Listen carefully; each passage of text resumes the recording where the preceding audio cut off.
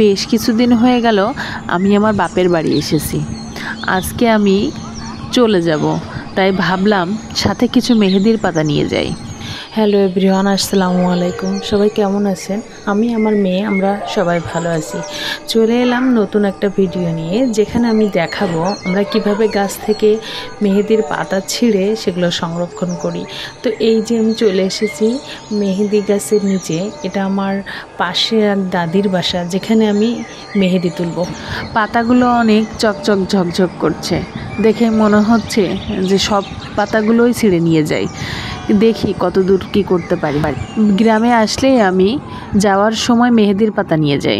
পাশে দেখলাম আমার এক চাচি কাঁথা সেলাই করছে, নকশি কাঁথা, খুব সুন্দর লাগছে দূর থেকে।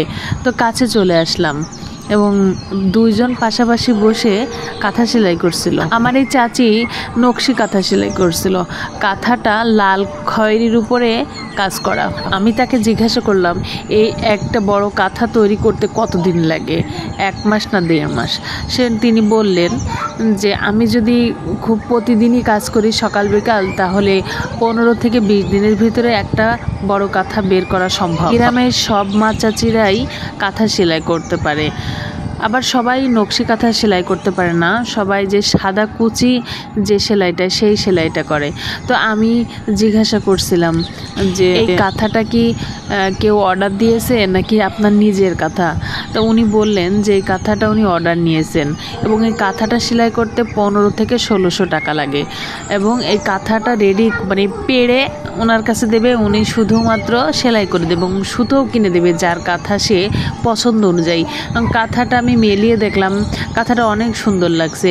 এবং উনি আমাকে বলছিলেন যে এই কাঁথার উপরে যিনি অর্ডার দিবেন, এটা তার উপরে ডিপেন্ড করবে কি কালারের সুতো দিয়ে কাজ করাবেন। তো এটা দেখে আমার বেশ ভালোই লাগলো। তারপর আমি আবার ফিরে আসলাম মেহেদি গাছতলায়।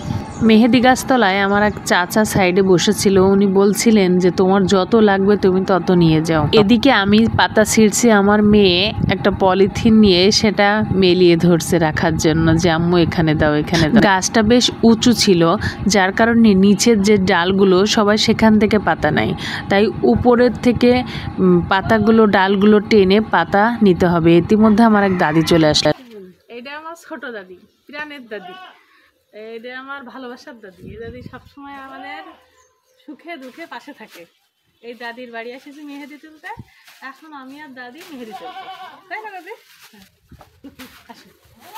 এবার আমি আর আমার সেই ছোট দাদি মিলে মেহেদি গাছের পাতা পাড়া শুরু করলাম। দাদি আমাকে বলল যে তুমি নিচে টেনে দাও ডালগুলো, আমি তোমাকে পেড়ে ছিঁড়ে দিচ্ছি পাতাগুলো। অনেকদিন পর দাদির সাথে দেখা, তাই বিভিন্ন ধরনের গল্প দুজন একসাথে হয়ে করছিলাম। কারণ আমি যখন গ্রামে ছিলাম দাদির সাথে আমার বেশিরভাগ টাইমই থাকা হতো। দাদিটা অনেক হেল্পফুল, যে কোনো ধরনের কাজে তাকে ডাকলে সে সর্বদা চেষ্টা করে আমার কাছে আসার, কথাগুলো শোনার, রাখার। দাদি আমাকে বলছিল যে তুমি মেহেদির পাতা নিবা, আমাকে বলতে আমি তোমাকে পাতাগুলো ছিঁড়ে বাড়ি পাঠিয়ে দিতাম। আমি যদি গ্রামে থাকতাম তাহলে এই দাদি আমাকে মেহেদির পাতাগুলো বেটে দিয়ে দিত। গ্রামের মানুষগুলো খুব সহজ সরল হয়, তারা খুব অনায়াসে মানুষকে ভালোবাসতে পারে। কিন্তু শহরের মানুষগুলো কেন জানি একটু শক্ত মনের হয়।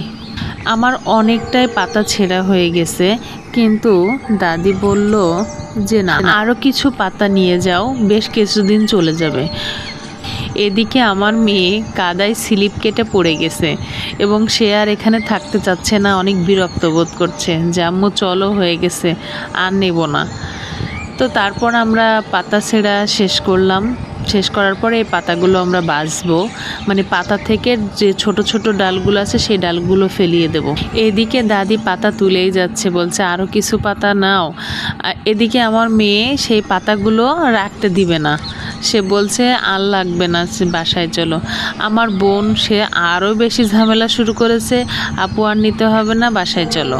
বৃষ্টির পানি এত বেশি হয়েছে যে মাটিটা অনেক স্যাদলা হয়ে গেছে গাছের নিচে। পাতাগুলো পেড়ে নিয়ে আসার পর দাদি বলল চলো বেছে দিই। তারপর একটা কুলোর পরে সমস্ত পাতাগুলো ঢাললো এবং এখানে যে ছোট ছোট ডালগুলো আছে সে ডালগুলো ফেলিয়ে দিচ্ছিল, পাতাগুলো আলাদা করে দিচ্ছিল।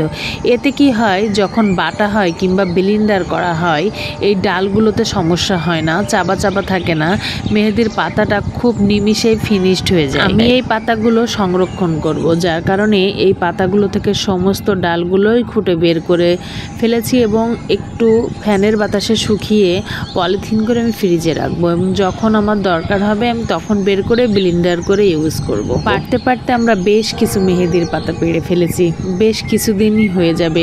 পাতাগুলো খুবই চকচক করছিল।